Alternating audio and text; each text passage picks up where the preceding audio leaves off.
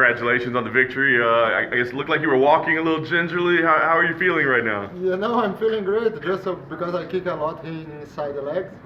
Some guys sometimes the chin, I hit my chin with his chin, hurt. It's part of the business. So Overall, not an easy fight, obviously. A difficult opponent. I mean, No, yeah. how did you feel about your performance in there?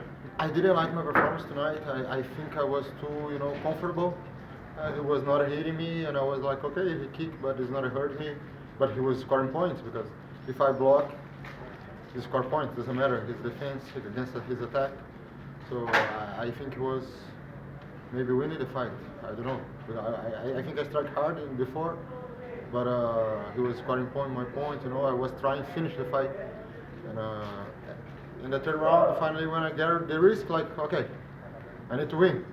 So the first overhand, I finished the fight. So I feel happy because when I took the risk, I finished the fight. But I also not happy with my performance because I know I'm a lot better and I can do a lot better. So in that third round, you felt like you needed a finish that maybe you might lose on the cards? Yes. I was looking for at least a knockdown to win the round for 10-8 to guarantee at least one other round. I think the first was better, the second I think was close. I don't know, and but I was like third round. Bahumpa told me like, do something, go strong, you can. So I did. So I guess last thing for me, when you come back in June, I mean, are there any matchups that you're hoping for? Is there a name that you want? Man, not really. I always want, Anthony Pettis is the biggest name. So fighting him again, I know he wants to fight me. It's always good for a business, huh? His name is great, so I respect him a lot. But it's always good for the business, the sponsorship. Fight Anthony Pettis is always good. Hey, I mean, talk about a statement that was made. Such a powerful finish. Walk me through it. When you connected with that right hand, did you know that was the end of the fight? No, when I threw the overhand, my first reaction was like a half step back, to defend the hook.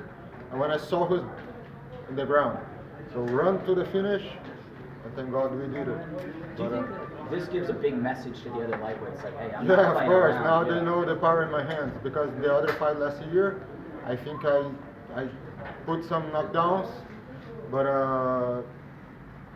not so not so hard like tonight.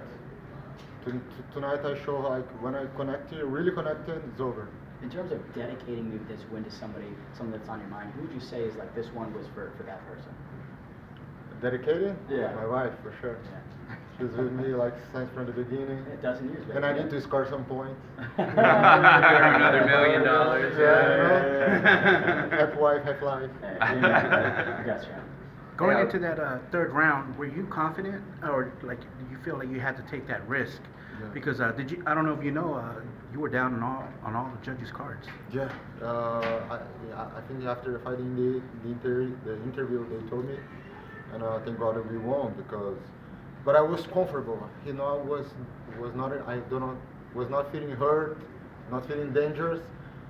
So that's my problem. I need to improve when I'm not, when the guy is not pushing me, I'm really good in my counter attacks.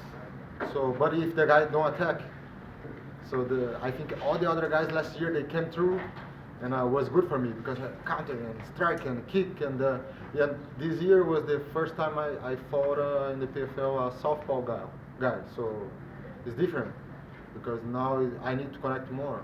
So it's new for me. And I think that's why southpaw is different strategy. We're gonna be a lot better for the next fight for sure. And what were some of the things that you weren't happy with your performance? Too passive, passive is the word. I think that was the point. Like because I know the guy can hit me. If I hit together, the guy gonna fall, not me.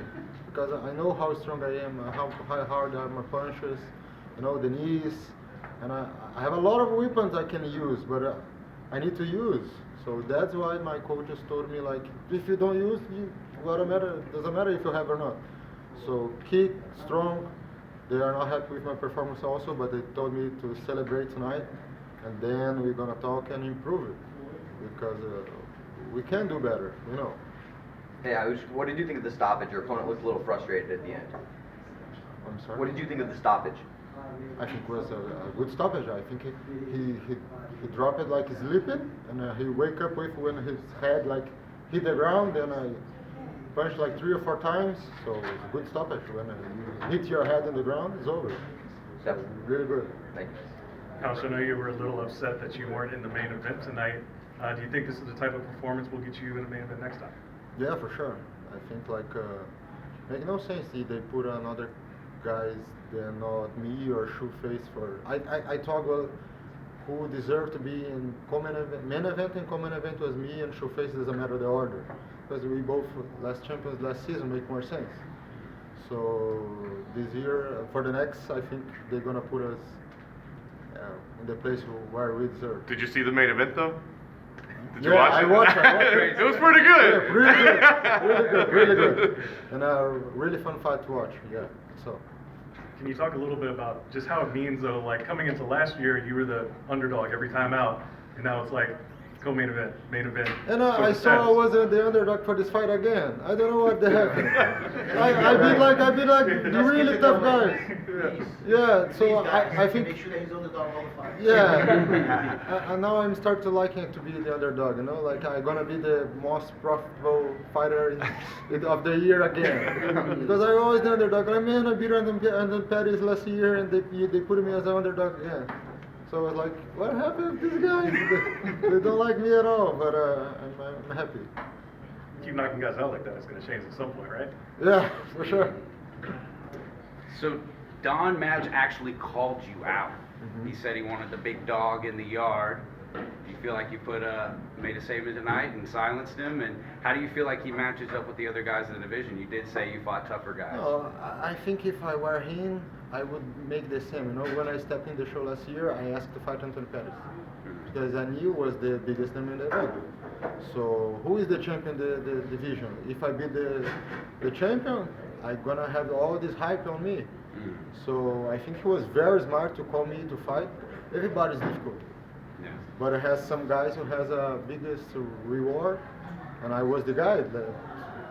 So he tried to push to fight me. I think it was a smart decision of him to fight me. Yeah. Because everybody's difficult. But I was the champion, so smart. Yeah, and just one more for me.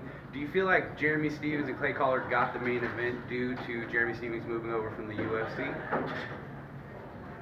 Man, Or do you think they just knew it would be crazy fireworks? yeah, I knew it would be like a great fight to watch, like a crazy bar. Guys fight. It's nice. It's like really fun to watch it. But I don't think they deserve the main event because, in my opinion, like I'm not a businessman, but if I have champions in my show and I hire another guy who came from another show and the guy comes from the feet and I put this guy as a main event, imagine if he won tonight, what is the message like? Or the guy who came from the UFC with many defeats win the guy who was in the playoffs last year. I think it's a big risk. So And you're the ultimate underdog story. You came in as an alternative. Yeah. You weren't even supposed to be in there, and you came in and won the whole thing. So, Yeah. you know. I wish I had bet on me last year because there was paying like 42 for one before the first fight in the season. The bet was like who will become the champion in 2001. They pay 42 times. Like on me, for $1 you win 42. So that time I had no money to bet. You're ever underdog again. My money's going on you. Don't worry. Hey, Raush, with your memorable knockout tonight and Clay's crazy fight tonight, do you think the rematch is probably going to be one of the biggest fights of the season? I think maybe they put this rematch, me and Clay Collard, he won, but if I remember as well, like last season, they put like one guy with a victory with a guy with a loss. So probably this is not going to happen. So if he win again, we're going to see each other in the playoffs. Do you look forward to that rematch just because of the criticism that some people feel that he won that fight? No, not really. I watched the fight like many times, and I score for me all the time. You know, I think, to be honestly, the judges they need to be more clear to judge the fights. Okay, what counted points, what didn't count points. You know what is because tonight I saw Natel fight and I scored for him. When the fight was over, like man, Natel won, and the judges give to the Olivier.